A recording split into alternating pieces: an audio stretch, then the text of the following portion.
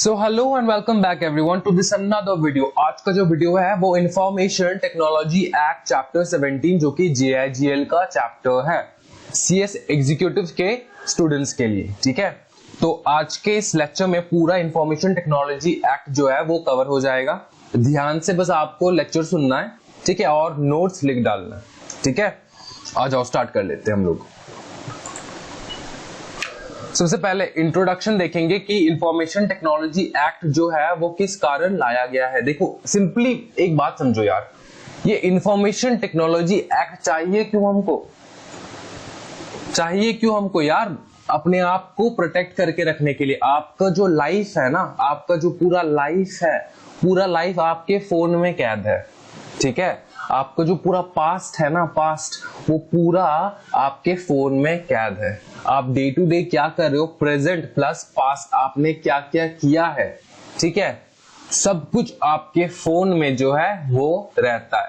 या फिर आप किसी भी टाइप का बिजनेस कर रहे हो, कुछ भी कर रहे हो, सर्विस कर रहे हो, आपका जितना भी डॉक्यूमेंट्स है, इंपॉर्टेंट कॉन्फिडेंशियल फाइल्स है, सब कुछ कहाँ पे रहते हैं? आपके कंप्यूटर पे रहते हैं। तो कंप्यूटर पे रहते हैं, फोन्स में रहते हैं, हर जगह रहता है। ठीक है, इलेक्ट्रॉनिक डिवाइसेस में रहता है। तो उन सब चीज को प्रोटेक्ट करके रखने के लिए गवर्नमेंट को लाना पड़ा इंफॉर्मेशन टेक्नोलॉजी एक्ट। ठीक है, इंफॉर्मेशन टेक्नोलॉजी एक्ट। तो हम स्टार्ट करते हैं इंट्रोडक्शन से। The information technology act was enacted to make in the main 3 kinds of provisions under. ठीक है, मेनली ये 3 चीजों के लिए इंफॉर्मेशन टेक्नोलॉजी एक्ट लाया गया था। It provides legal recognition for transactions carried out by means of electronic data interchange, usually referred to as electronic commerce. देखो, उन्होंने इलेक्ट्रॉनिकली ज्यादा ही यूज करे, इलेक्ट्रॉनिक डिवाइस यूज करे, इलेक्ट्रॉनिक मीडियम के थ्रू वो लोग काम काज करना शुरू कर दे। इसके लिए इंफॉर्मेशन टेक्नोलॉजी एक्ट लाया गया था। क्योंकि देखो, सबसे पहले अगर मेरे को प्रोटेक्शन नहीं मिलता है मेरे कंप्यूटर के ऊपर, ठीक है, अगर मेरे को कंप्यूटर के ऊपर प्रोटेक्शन नहीं मिलता है, गवर्नमेंट ये विश्वास नहीं दिलाता है कि यार मेरा कंप्यूटर में अगर मैं पूरा मेरा काम दाम सब मैं कंप्यूटर पे करूँ तो वो प्रोटेक्टेड रहेगा। गवर्नमेंट अगर वो विश्वास नहीं दिलाता है तो मैं थोड़ी ना कंप्यूटर में करूंगा, मैं तो वही पुराना मतलब नोट कॉपी लेकर बैठूंगा, सब कुछ डॉक्यूमेंट्स जो कुछ भी है डिटेल्स मेंटेन करने के लिए। ठीक है, तो उसमें क्या होता है, टाइम कंज्यूमिंग होता है सबसे पहले, और इफिशिएंसी कम होता है, लेबर भी ज्यादा लगते हैं उस चीज में। ठीक है, तो उन सब के लिए गवर्नमेंट ने इंडिया को क्या करने के लिए यार, मॉडर्न बनाने के लिए, उसको एडवांस बनाने के लिए, उसको अपडेट करने के लिए, उसको डेवलप करने के लिए गवर्नमेंट ने बोला देखो legal recognization for transaction. Government ने लीगली रिकॉग्नाइज करेंगे आपकी कोई भी ट्रांजैक्शन। फॉर एग्जांपल आप समझो एक चीज, पहले क्या होता था यार, ट्रेन का टिकट मतलब लेने के लिए ना आपको स्टेशन जाना पड़ता था, अभी ऑनलाइन हो जाता है। अभी टीटी को अगर आप लोग ऑनलाइन फोन से भी दिखा दो ना कि भैया देखो ये मेरा टिकट है, तो वो लीगली रिकॉग्नाइज होता है। पहले ऐसा नहीं था, पहले आपको वो कागज दिखाना पड़ता था। तो वो सब जो चीज है ना, वो लीगली रिकॉग्नाइज करना शुरू कर दिया गवर्नमेंट ने। It provides legal recognization for transactions carried out by means of electronic data interchange, usually referred to as electronic commerce. आप किसी भी टाइप का इलेक्ट्रॉनिक काम काज कर रहे हो ना, वो रिकॉग्नाइज होगा गवर्नमेंट के थ्रू। अब देखो बी में क्या कह रहा है कि It facilitates the electronic filing of documents with the government agencies. Government agencies जो है उनमें अगर आप इलेक्ट्रॉनिक फाइलिंग करोगे ना तो वो फैसिलिटेट करते हैं। फैसिलिटेट इन द सेंस मतलब क्या सर? मतलब वो सुविधा देते हैं आपको कि आपको इलेक्ट्रॉनिक फाइलिंग ज्यादा से ज्यादा करना चाहिए of documents with the government agencies. उसके बाद देखो, it amends the Indian Penal Code, the Indian Evidence Act and the Bankers Book Evidence Act. ठीक है, ये 3 जो एक्ट है वो अमेंड हो जाता है इंफॉर्मेशन टेक्नोलॉजी एक्ट आने के बाद। इंफॉर्मेशन टेक्नोलॉजी एक्ट आने के बाद 3 जो एक्ट है, मतलब 2 एक्ट एक कोड, जो कि इंडियन पेनल कोड है एक, इसके बाद क्या है इंडियन एविडेंस एक्ट, और एक क्या है बैंकर्स बुक एविडेंस एक्ट। ये 3 जो है इसमें चेंजेस, सुधार आ जाता है। अभी देखो अच्छे से इंपॉर्टेंट पार्ट, डॉक्यूमेंट्स और transactions to which this act shall not apply. अभी वो कौन सा डॉक्यूमेंट्स है जो इस एक्ट ना, ये जो एक्ट है ना, ये अप्लाई नहीं होता। सबसे पहला क्या, एक negotiable instrument other than cheque. कोई भी negotiable instrument other than check which is defined in section 13 of the Negotiable Instrument Act 1881. ठीक है, उसके बाद देखो A power of attorney as defined in section 1A. Power of attorney सिर्फ ये पढ़ना है, ये power of attorney देखो, power of attorney है, उसके बाद a trust है, ठीक है, a will है, उसके बाद any contract for sale or conveyance of immovable property or any interest in such property.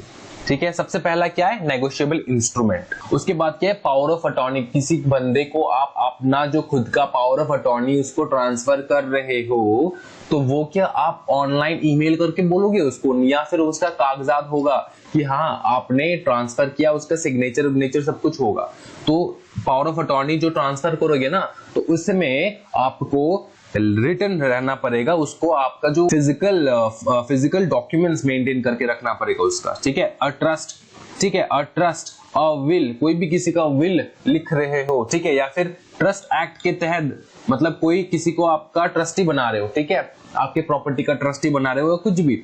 उसके बाद अ विल, किसी को अपना विल जो है, जायदाद जो है वो लिख के दे रहे हो, तो वो सब जो चीज है। उसके बाद सेल ऑफ कॉन्वेंस, सेल और कॉन्वेंस ऑफ इमूवेबल प्रॉपर्टी। यार इमूवेबल प्रॉपर्टी मतलब घर का कागज। यार घर अगर तुम बेच रहे हो तो ऑनलाइन बेचोगे अपना घर, या फिर उसका कागजात भी होगा, उसका रजिस्ट्रेशन करवाना पड़ता है कि नहीं। तो इन सब जो चीज है ना, ये सब डॉक्यूमेंट्स का आपको इंफॉर्मेशन टेक्नोलॉजी एक्ट भरोसा नहीं दिलाते कि अगर इलेक्ट्रॉनिकली अगर आप लोग ये डॉक्यूमेंट सेव करके रखो तो आप सेफ हो। ये भरोसा नहीं दिलाता, क्योंकि इन सब का जो है ना आपके पास फिजिकल सर्टिफिकेट से रहना पड़ेगा, फिजिकल डॉक्यूमेंट्स रहना पड़ेगा इन सब चीजों का। ठीक है, ये सब कवर नहीं होता इन दी इंफॉर्मेशन टेक्नोलॉजी एक्ट। समझ में आ चुका है? नेक्स्ट जाए। अभी यार बहुत सारे डेफिनेशंस है, जो डेफिनेशंस की मीनिंग समझना है अपने को। सबसे पहले एक्सेस, इसका मीनिंग क्या है? Gaining entry into a computer system और अ कंप्यूटर नेटवर्क। उसके बाद addressee means a person who is intended by the originator to receive the electronic record but does not include any intermediary। समझो एक चीज, addressee कौन बंदा? दो बंदे होते हैं, ठीक है। एक बंदा होता है जो कि ये इलेक्ट्रॉनिक रिकॉर्ड जो बनाता है। मैंने किसी भी टाइप का पीडीएफ बनाया नोट्स का, समझो एक चीज, मैंने किसी भी टाइप का पीडीएफ बनाया नोट्स का, तो वो जो नोट्स मैंने बनाया, मैं कौन हूं? मैं ऑरिजिनेटर हूं। मैं कौन हूं? मैं ऑरिजिनेटर हूं। मैं ऑरिजिनेटर हूं। किसके लिए बनाया? आपके लिए बनाया, मैंने आपके लिए बनाया, और मैं चाहता हूं कि आपको वो मिल जाए।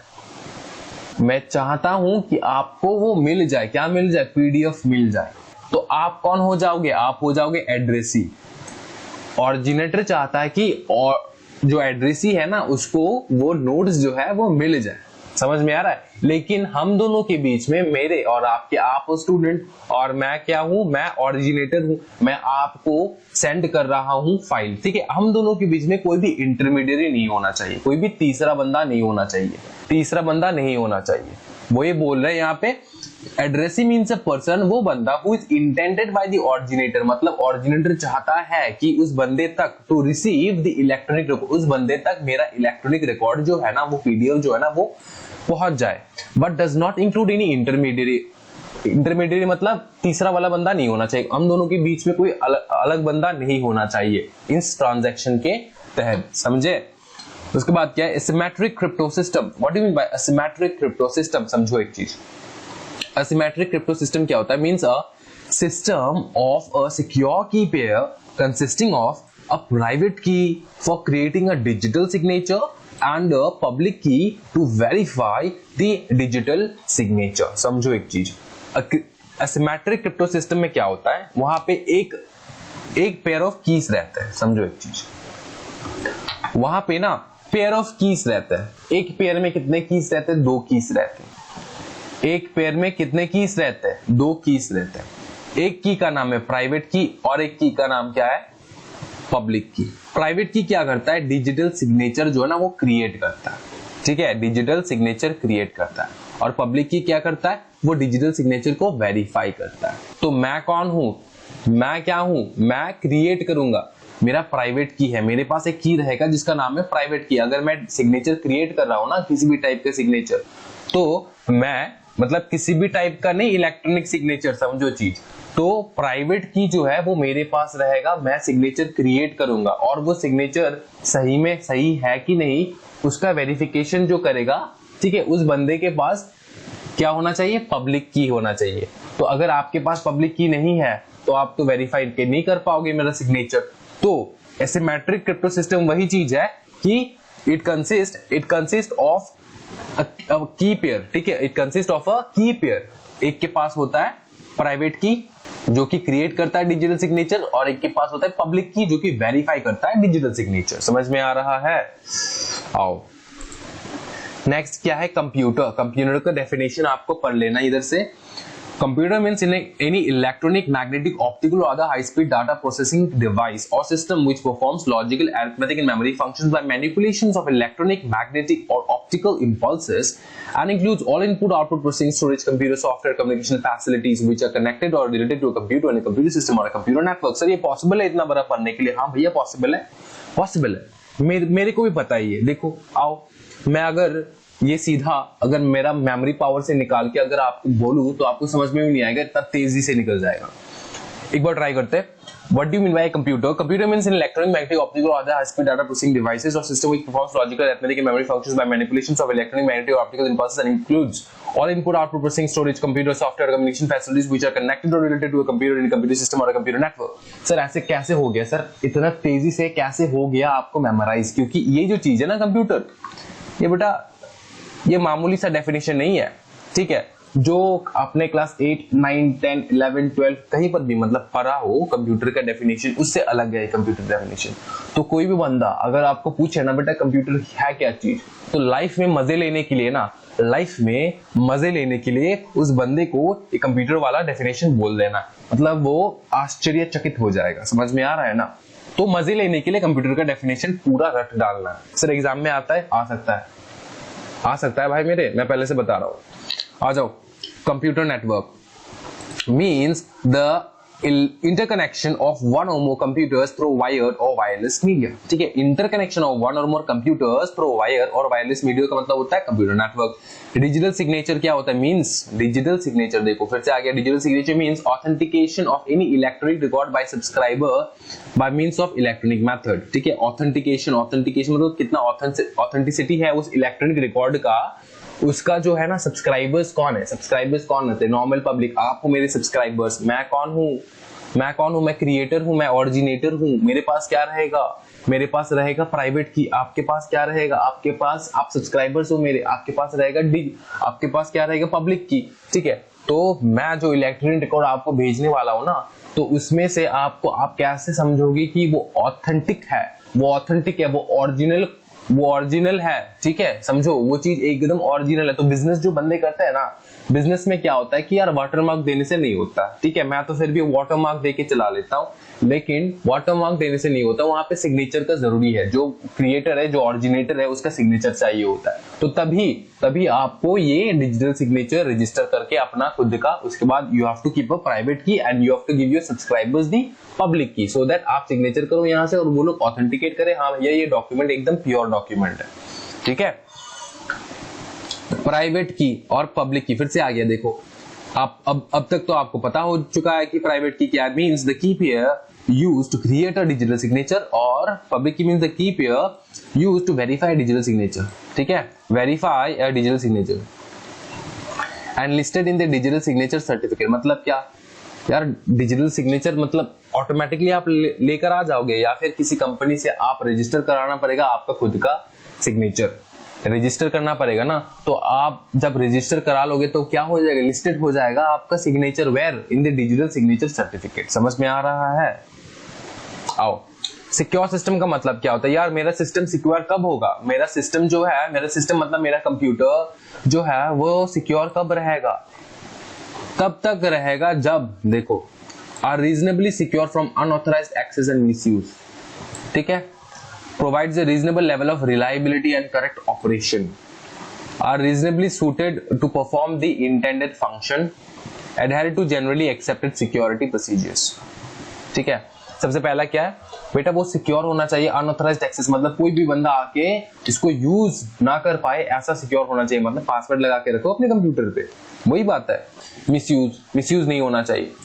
Provide a reasonable level of reliability and correct operation. आप जो है ना वो कर लो, कंप्यूटर में कैलकुलेटर लेके बैठे हो, 2+2 आपका 5 दिखा रहा है, ठीक है, 2+2 आपका 5 दिखा रहा है कंप्यूटर पे, तो बेटा आप वो रिलायबल है क्या? वो रिलायबल है नहीं ना। कंप्यूटर में डाटा जो है ना वो मतलब गलत हो सकते हैं। कंप्यूटर अच्छे से, वो अच्छा कंप्यूटर है नहीं, उसमें गलती है, ठीक है। वो आप रिलाई नहीं कर सकते उस आंसर के ऊपर, क्योंकि 2+2 तो 5 दिखा रहा है, लेकिन अपने को पता है 2+2 कितना है, 4 है कि नहीं। तो वो रिलायबल होना चाहिए, वो 2+2 4 दिखाना चाहिए, ठीक है। रिलायबल होना चाहिए कि आप रिलाई कर पाओ कि जो भी आप डेटा आप वहां पे एंटर करोगे ना वो करेक्ट डेटा रहेगा, ठीक है। जो भी आप कैलकुलेशन आप करोगे वहां पे वो करेक्ट कैलकुलेशन रहेंगे। उसके बाद देखो, are reasonably suited to perform the intended functions. मतलब जो भी फंक्शन मुझको चाहिए होता है, जो भी कामकाज मुझको चाहिए होता है, वो मैं कर पाऊं अपने कंप्यूटर में, ठीक है। सूटेड होना चाहिए वो मेरे से। adhere to generally accepted security procedures, ठीक है।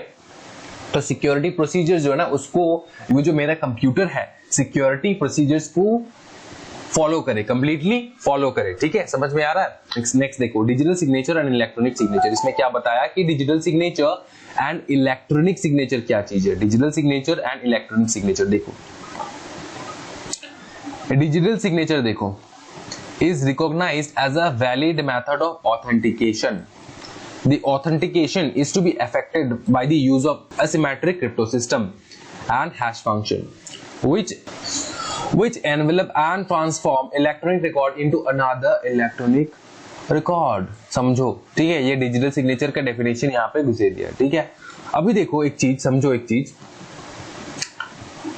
कि for the purpose of the above any electronic signature or electronic authentication technique shall be considered reliable if, ठीक है। वो reliable कब रहेगा? एग्जाम में क्या आता है सर? एग्जाम में क्या आता है? देखो यहाँ पे एग्जाम में आता क्या है, देखो बहुत बार आ चुका है ये वाला चीज, ये क्वेश्चन पूछते हैं।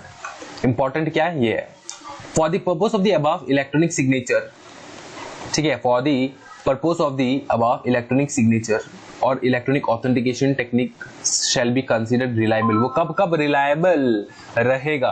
वो कब रिलायबल जो है वो रहेगा, ठीक है। देखो अच्छे से देखो, ये पढ़ो अच्छे से। जब एक नंबर, जब the signature creating data or the authentication data are within the context in which they are used, linked to the signatory or as the case may be the authenticator and to no other person। यहां से पढ़ना कितना है sir? देखो आओ, important क्या है देखो, सिग्नेचर क्रिएशन डाटा और ऑथेंटिकेशन डाटा आर, आपको पढ़ना है link to the signatory, link to the signatory, यहां तक पढ़ना है आपको। मैं जितना पढ़ना है उतना मार्क कर दे रहा हूं। सिग्नेचर क्रिएशन डाटा और authentication data were at the time of signing under the control of the signatory और as the case may be, ठीक है। As the case may be, इतना तक पढ़ना है। समझ में आ रहा है? या फिर ये भी ऐड कर सकते हो the authenticator and of no other person, या फिर आप यहां तक लिख सकते हो, देखो under the control of the signatory, ठीक है। द सिग्नेचर क्रिएशन डाटा और the authentication data were the time of signing under the control of the signatory. Exam में इतना लिखना है। आओ नेक्स्ट क्या है, सी any alteration to the electronic signature made after affixing such signature is detectable। समझो ये चीज, ये तो समझ में आ चुका है ना आप दोनों को, आप सबको ये जो दो पॉइंट है, ये दो तो समझ में आ चुका है। पहला पॉइंट ये बताता है कि भैया जब सिग्नेचर करेंगे ना तो वो सिग्नेचर जो है ना वो लिंक्ड होना चाहिए। वो ऑथेंटिकेशन डाटा जो है और क्रिएशन डाटा जो है, सुनो, प्राइवेट की पब्लिक की, यहाँ पे क्रिएशन डाटा मतलब क्या है? प्राइवेट की, और ऑथेंटिकेशन डाटा क्या है? पब्लिक की। दोनों जो है वो लिंक्ड टू द सिग्नेटरी होना चाहिए। जो बंदा साइन कर रहा है ना उसके साथ लिंक्ड होना चाहिए। ये क्या बता रहा है? Number A. बी क्या बताया कि द सिग्नेचर क्रिएशन डाटा और authentication data at the time of signing under the control of the signatory. जब वो साइन कर रहा हो ना, सुनो, जब वो साइन कर रहा हो ना, वो किसके कंट्रोल में रहे? वो जो डेटा है, वो जो प्राइवेट की है, पब्लिक की है, जो जब वो साइन करेगा ना तो वो साइन करने के टाइम में वो पब्लिक की एंड प्राइवेट की सिग्नेटरी की कंट्रोल में रहना चाहिए, कोई बाहरी कंट्रोल नहीं होना चाहिए। समझ में आ रहा है ना। उसके बाद क्या बताया कि अगर सिग्नेचर करने के बाद, सुनो, any alteration to the electronic signature made after affixing such signature is detectable। Signature करने के बाद अगर किसी भी प्रकार का चेंजेस आए, किसी भी प्रकार का चेंजेस आप लाओ सिग्नेचर में, तो वो डिटेक्ट कर पाए। समझ में आ रहा है। इलेक्ट्रॉनिक सिग्नेचर में किसी भी टाइप का ऑल्टरेशन मतलब चेंजेस अगर लाए, ठीक है, तो वो डिटेक्ट हो पाए सिग्नेचर करने के बाद, सिग्नेचर करने से पहले नहीं, समझो चीज। सिग्नेचर करने के बाद अगर आपने मेरे सिग्नेचर में कोई भी टाइप का चेंजेस लाया ना, तो मेरे को पता हो जाना चाहिए, मेरे डिटेक्टेबल होना चाहिए वो चीज, ठीक है, फ्रॉड नहीं होना चाहिए। उसके बाद देखो, any alteration to the information made after authentication by electronic signature is detectable. Signature करने के बाद मेरे इंफॉर्मेशन में, जिस इंफॉर्मेशन पे, जिस रिकॉर्ड पे, जिस इलेक्ट्रॉनिक डेटास पे मैंने साइन किया है ना, वहां पे अगर मेरे सिग्नेचर करने के बाद किसी भी टाइप का चेंजेस आता है, किसी भी टाइप का चेंजेस लाता है कोई भी इंसान, ठीक है, हैक कर लिया या फिर कुछ भी कर लिया, किसी भी टाइप का अगर चेंजेस आता है ना, तो वो डिटेक्टेबल होना चाहिए, मुझको पता होना चाहिए कि हाँ चेंजेस लाया है इस डॉक्यूमेंट में।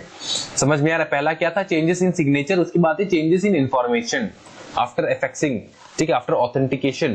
पहला वाला क्या है, आफ्टर एफेक्सिंग, और उसके बाद आफ्टर इट्स ऑथेंटिकेशन, मतलब साइन तो कर दिए, ऑथेंटिकेट भी कर दिए, मतलब प्राइवेट की और पब्लिक की दोनों का काम खत्म हो चुका है।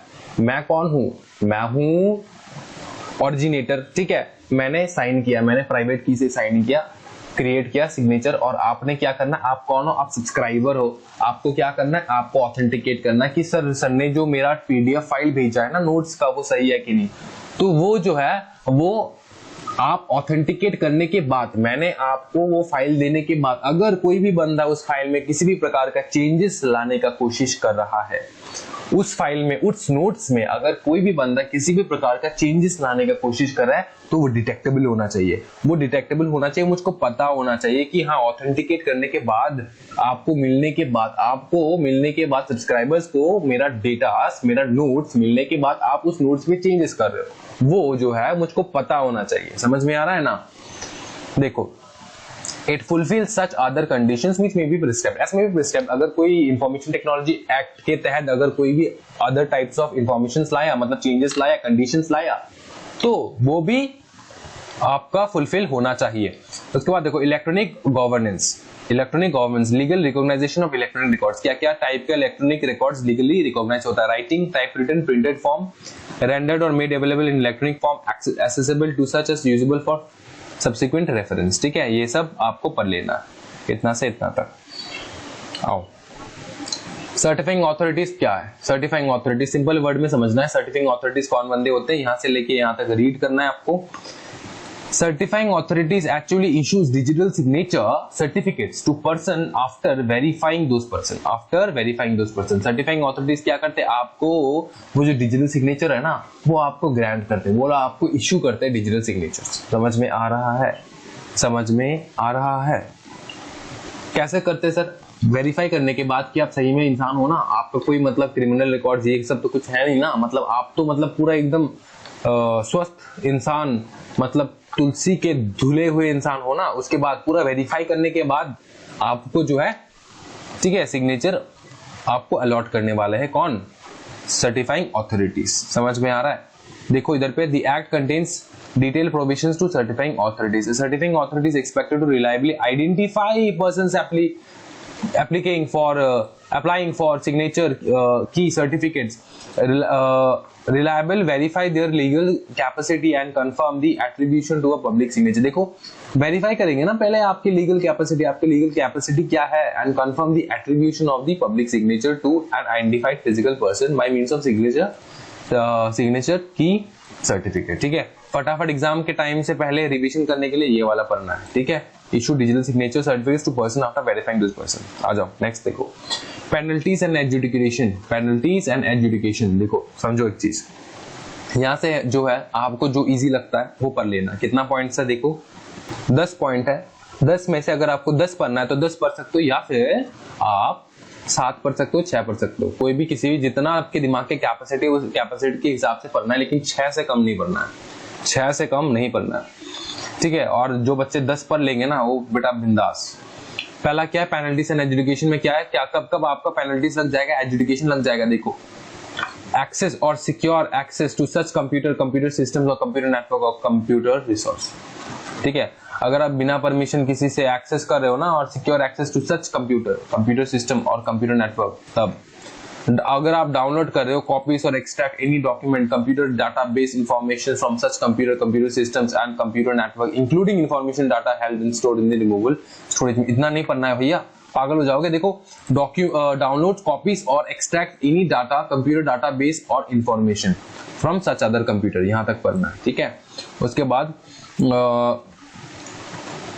इंट्रोड्यूसेस और causes to be introduced any computer contaminant और कंप्यूटर वायरस, ठीक है। आप कंप्यूटर वायरस घुसेर दे रहे हो यार कंप्यूटर के अंदर, आप कंप्यूटर वायरस घुसेर दे रहे हो कंप्यूटर के अंदर, तब आपको बेटा पेनल्टीज और एजुकेशन का सामना करना पड़ेगा।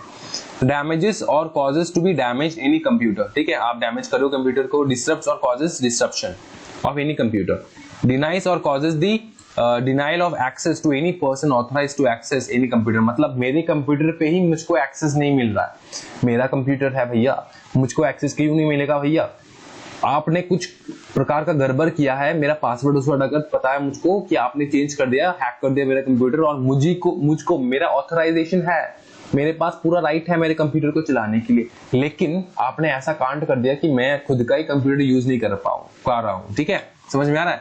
डिनाइज और cause the deny of access to any person authorised to access any computer, समझ में आ रहा है। Provides any assistance to any person to facilitate access to a computer,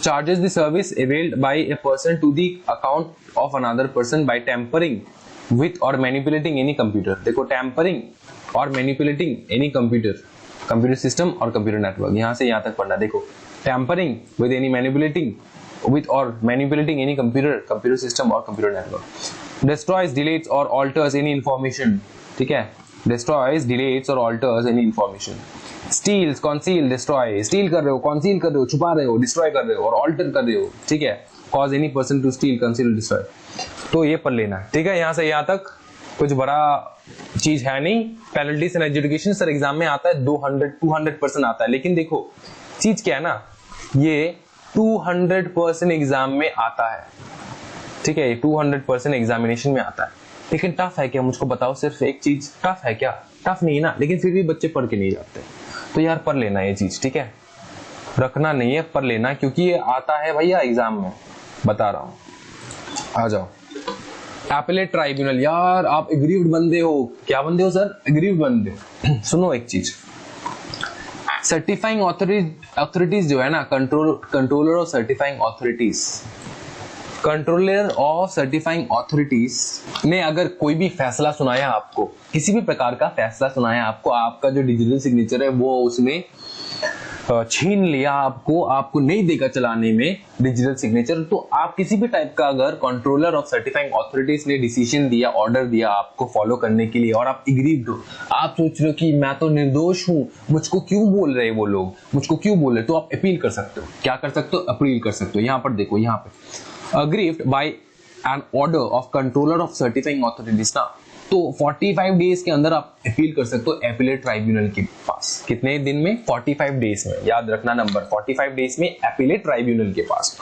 और सुनो, एपिलेट ट्राइब्यूनल का भी डिसीजन आया जो आपको पसंद नहीं आया, ठीक है, आप भी अग्रीव्ड हो by an order of appellate tribunal, तो आप हाई कोर्ट में जा सकते हो within 60 days apply to high court. समझ में आ रहा है, क्लियर है भाई मेरे। कंट्रोलर ऑफ सर्टिफाइंग ऑथोरिटी से अग्रीव्ड हो 45 डेज के अंदर एपिलेट ट्राइब्यूनल से अग्रीव्ड हो 60 डेज के अंदर हाई कोर्ट। समझ में आ रहा है, आ जाओ। ऑफेंसेस किस प्रकार का ऑफेंस होता है, identity theft, cheating by personating by using computer resources, violation of privacy, cyber terrorism, ठीक है, यहां से लेके यहां तक आपको जो सुविधा लगे वो पढ़ लेना है। 1 2 3 4 5 6 7 8 9 10 11 पॉइंट्स है, आप कम से कम 8 पॉइंट्स आपके खुद के हिसाब से पढ़ लेना, ठीक है। पब्लिशिंग और transmitting of material consisting sexually explicit act, ठीक है, सेक्सुअली एक्सप्लिसिट एक्ट ये सब ट्रांसमिट नहीं करना भैया, ये सब मोबाइल में नहीं डालना है, कंप्यूटर में नहीं डालना है। पब्लिशिंग और transmitting of material depicting children in sexually explicit act, ठीक है।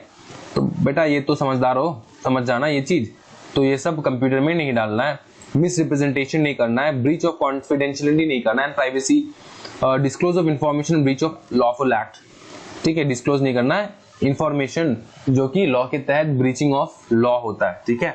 मतलब लॉ के तहत अगर आप कोई भी किसी प्रकार का इंफॉर्मेशन लीक करते हो ना तो वो क्राइम है, तो वो नहीं करना है। Publishing electronic signature certificate falls in certain particulars, publishing publication for fraudulent purpose, ठीक है, ये सब पढ़ लेना है आपको। अगर सब इजी लगता है तो सब पढ़ लेना है, मिनिमम 8। एक्स्ट्रा टेरिटोरियल ऑपरेशंस क्या है भैया, देखो एक्स्ट्रा टेरिटोरियल ऑपरेशंस जो है ना of the act is provided by enacting that the provisions of the act apply to any offence contraventions committed outside India by any person irrespective of his nationality if the act or conduct in question involves a computer system or a computer network located in India। समझो बेटा extra territorial operation, Pakistan में बैठा हुआ एक दुश्मन, पाकिस्तान में बैठा हुआ अगर एक दुश्मन मेरे घर का कंप्यूटर हैक करता है, पाकिस्तान में बैठा हुआ दुश्मन मेरे घर का कंप्यूटर हैक करता है, तो बेटा इंडियन गवर्नमेंट नहीं छोड़ेगा उस बंदे को। आप बाहर में बैठे हो कोई प्रॉब्लम नहीं, लेकिन इंडिया के अंदर किसी भी टाइप का कंप्यूटर, मोबाइल या कुछ भी अगर आप एक्सेस कर रहे हो बाहर से without my permission, without the owners permission, तो आपको धर लिया जाएगा। वही बता रहे हैं यहाँ पे, ठीक है। इरिस्पेक्टिव ऑफ द नेशनलिटी, यार आप यूएसए से बिलोंग करो, कनाडा से, कहीं पर से भी आप बिलोंग कर रहे हो बेटा, फर्क नहीं पड़ता, ठीक है। या फिर अफगानिस्तान से भी बिलोंग करते हो, पाकिस्तान से भी बिलोंग करते हो, फर्क नहीं पड़ता, आपको धर लेंगे। समझ में आ रहा है। Liability of network service provider, देखो सिंपल सा बात है, नेटवर्क सर्विस प्रोवाइडर जो है तब तक लाइबल नहीं रहता जब तक उसको पता नहीं होता कि कोई क्राइम हो रहा है। नेटवर्क सर्विस प्रोवाइडर क्या है, मुकेश अंबानी वो क्या करते हैं बेटा, नेटवर्क सर्विस प्रोवाइड करते हैं, जियो, वो जियो करते हैं। अभी जियो के थ्रू, जियो आप यूज करके वो आप किसी भी टाइप का साइबर क्राइम कर रहे हो, ठीक है, साइबर क्राइम करो, तो वो क्या मुकेश अंबानी जिम्मेदार है उस चीज का? हाँ सुनो, एक चीज जिम्मेदार है, अगर उसको पता है कि आप ये सब काम कर रहे हो, अगर उसको पता नहीं कि आप ये सब काम कर रहे हो ना, तो वो जिम्मेदार नहीं है भैया।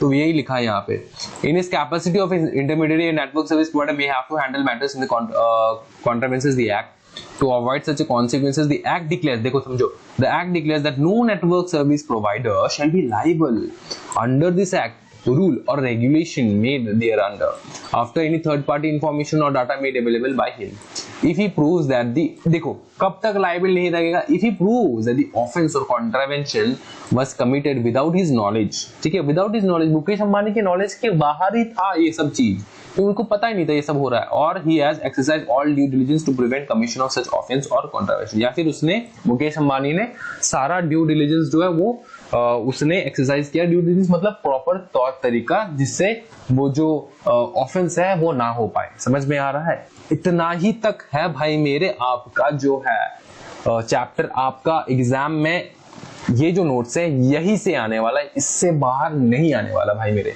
तो अच्छे से पढ़ लेना। ये कंप्लीट लेक्चर है एक ही वीडियो में। अगर आपने अभी तक चैनल सब्सक्राइब नहीं किया तो भाई प्लीज चैनल सब्सक्राइब कर लो और आपके फ्रेंड्स तक चैनल पहुंचाओ। Make me, help me to grow this channel and increase and grow our CS exam squad family. अगर आपको वीडियो पसंद आया तो लाइक जरूर करना, और अगर आपने अभी तक मेरा टेलीग्राम चैनल जो है वो ज्वाइन नहीं किया तो टेलीग्राम चैनल ज्वाइन कर लो, डिस्क्रिप्शन में लिंक होगा, वहां पे मैं नोट शेयर करता हूं सभी स्टूडेंट्स के लिए, ठीक है, CS EET plus CS executive students के लिए। So thank you so much, अभी के लिए इतना ही। Thank you so much and happy learning guys.